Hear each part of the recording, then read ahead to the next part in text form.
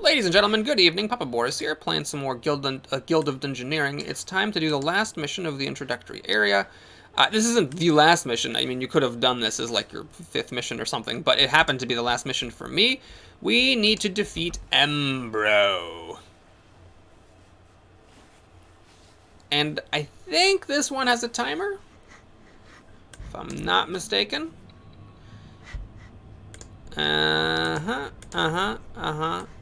Yes. Now, 12 turns is enough time to get this chest and this fountain. But of those two things, by far the more important is the chest, because that gives you a level 3 item. Whereas the fountain, predictable, I've talked about that before, it's not actually that good. It's good, it's not bad, but it's not that likely to make a difference. Now, I'm actually going to pass this whole turn. I would really like something that goes right and up, instead of just right or just up. Okay, well, this sucks. I guess we'll move. There's still a chance that I get something like a T shape or a cross, a 4-way intersection that lets me go both ways. And again, it's not the end of the world if I don't get the fountain. Okay, there it is. There's the T shape. And I'm not thrilled about fighting a ghost. As you know, ghosts have the tenacious ability, which can be a little bit weird when you're the barbarian if you're relying on your withstand card to kill the thing. Does the ghost have more significant cards than this to block? Right now the ghost is dead. I play this, and he's dead. So I'm just going to block a damage. I could have played the overpower. I don't remember if the ghost has physical blocks. So like here, this howl does not actually kill it because he's tenacious. Now, I could have still played the howl, but there's no point. Okay, now this is fine. So it's going to heal to 2 and then die. And again, the tenaciousness does not trigger because he began the round at 1 health. So I actually needed the Death Wish and the Hug in the Bottle to survive that. That was actually not as clean as it looked. So we have Crush and Fire, Arcane and Holy, and then the Tenacious property. That is tempting. I do like Tenacious. That can make a huge difference, but we'll just stick to the plan and grab some stuff. Okay, we're going to chance it and see what this fountain is. It's a good one. That's actually a really good one, because having an extra hand size makes a very big difference. Now, I think what I'm going to do is just pass. I do want to fight a level 3 to take advantage of Death Wish. Now, I just realized while commentating a couple of videos ago that Death Wish is actually not as good as it looks, because you gain a hit point from leveling up, so it's really only 1 extra hit point if you're like a level down and have 2 versus you level up and then you lose the thing. But Jesus Christ, why can I not? You know what? We're going for it. If I die before I wake, then so be it.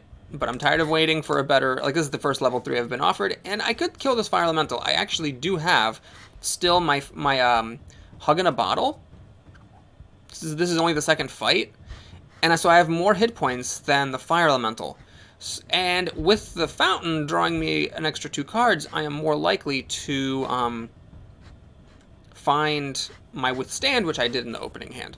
Okay, what's the best way to play this? I think we just go full Dickens here. I think we just play until our next thing would kill us, and then we stop. And in this case, he's just dead. I didn't even need the magic block. I was going to make it anyway, because he dies to his own burn. So the Death Wish actually helped there. I did not need the Hug in the Bottle, but I did need the Death Wish. Okay, perfect. So we got... this is actually good armor, a hit point in an Arcane, but I'm not going to take 3 points in the skills I care about, especially if it puts me up to Holy 3. It's going to be some great defense to balance my offense. Okay, so this is a tricky one. I like the shield here, but it does mean I lose Arcane and Holy just to get started with fire.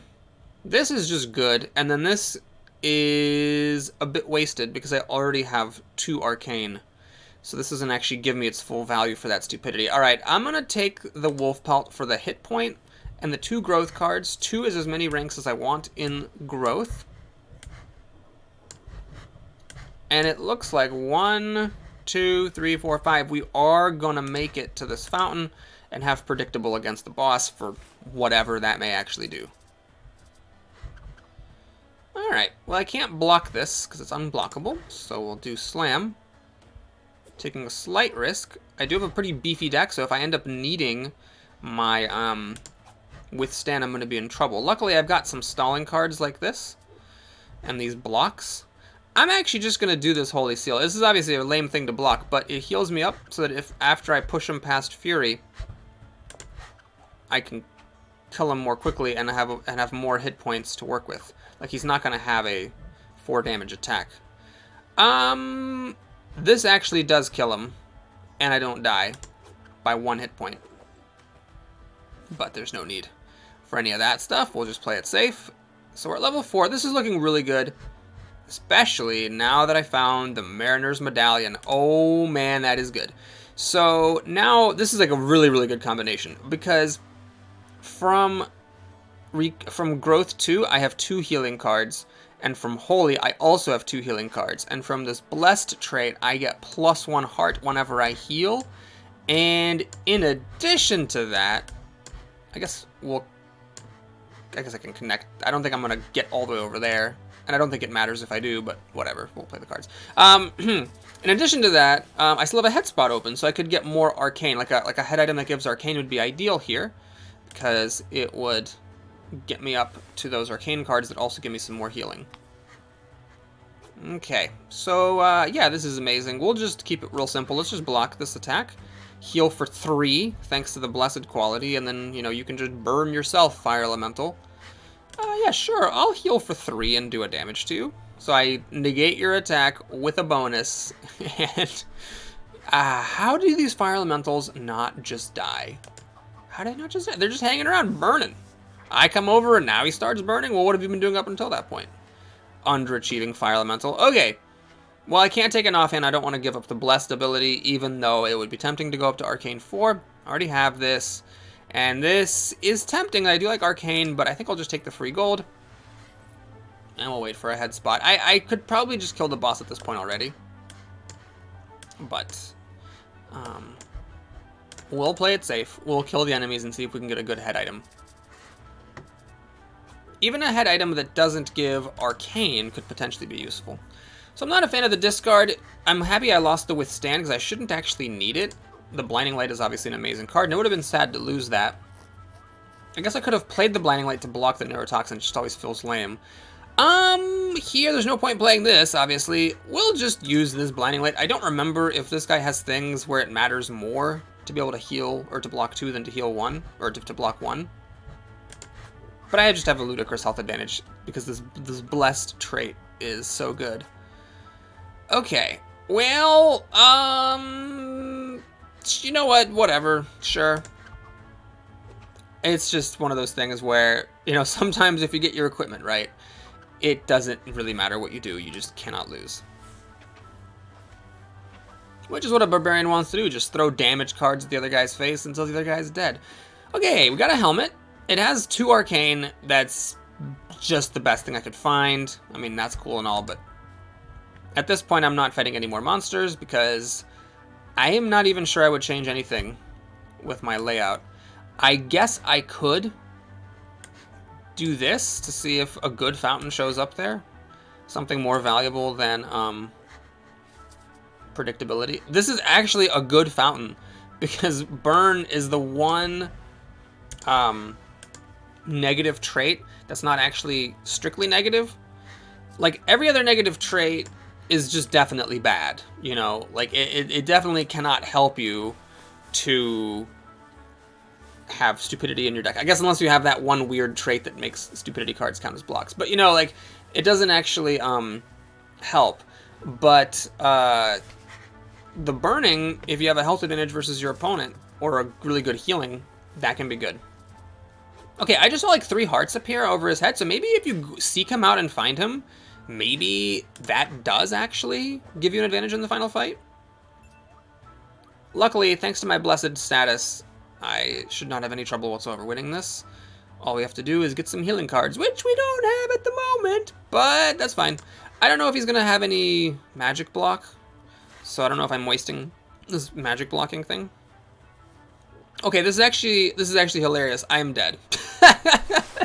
Because because he deals 2, and then with my burn that I so intelligently put on, I die, and I can't deal 3 to him. So I actually have to play Withstand. Oh my god, this is hilarious. This is so hilarious. I talk shit and then I get killed. Oh, you know what? No, I'm withstanding. So actually I do kill him thanks to the burning. Wow. Well, that was almost really bad.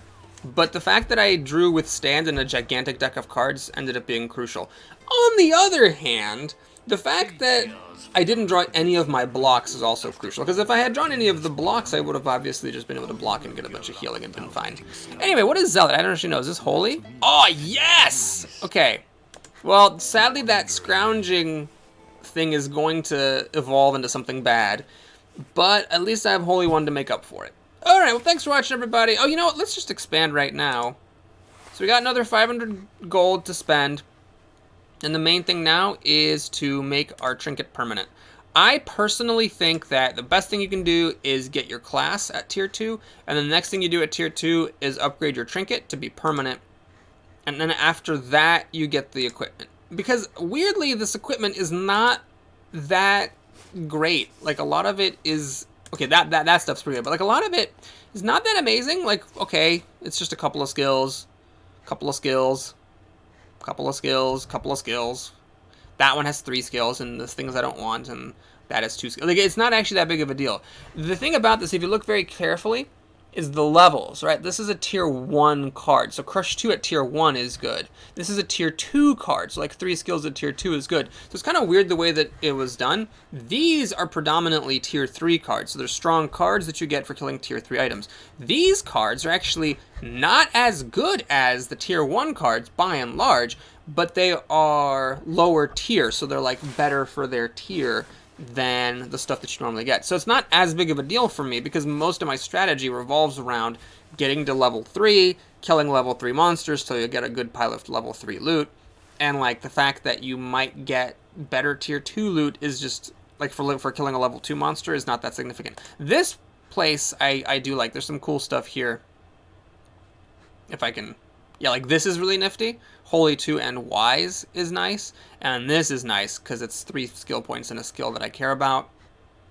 And this thing is kind of nifty as well. So there's some nifty stuff there, but most of the other things I'm not that concerned about. I will need to look carefully to see if I want all 4. I might not even get all 4 of those. But anyway, that's to come. Thanks for watching. Hope you enjoyed it. Please like and or subscribe, and I'll see you again soon. Take care.